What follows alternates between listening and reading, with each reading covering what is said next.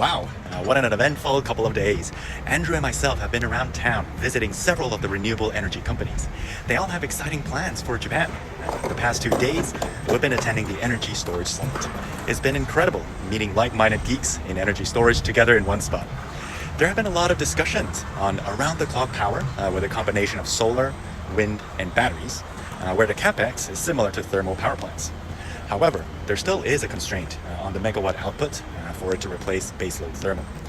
Several professionals were sharing on interesting projects across Southeast Asia, and the Philippines is charging ahead with battery energy storage support from the government. Australia remains an attractive market. Competition is fierce, and ticket sizes are large, which makes smaller startup companies harder to enter. And it seems like Japan is the market with the most potential right now for battery energy storage.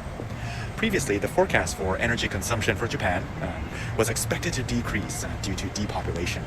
However, as I discussed last week, now with the AI boom, many now has a revised view that energy consumption per capita will only continue to increase. In the panel discussions, professionals were comparing the UK market to Japan, with the UK thriving on a PPA and merchant market, while battery energy storage projects in Japan are driven by subsidies. This is only the beginning, of course, but for companies looking to enter into a competitive BESS landscape, they have to evaluate what their unique selling point or strategy is compared to other companies. There are multiple commercialization pathways: build and sell, build and operate, tolling, merchant, combination of the two, or of course, going for the LTDA.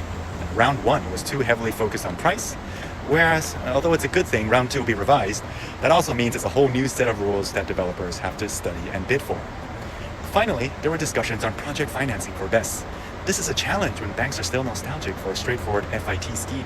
If more data sets can be shared by the EPCO companies to BESS developers, they can make a case of revenue forecasting from various revenue streams so banks can evaluate the merchant risk better.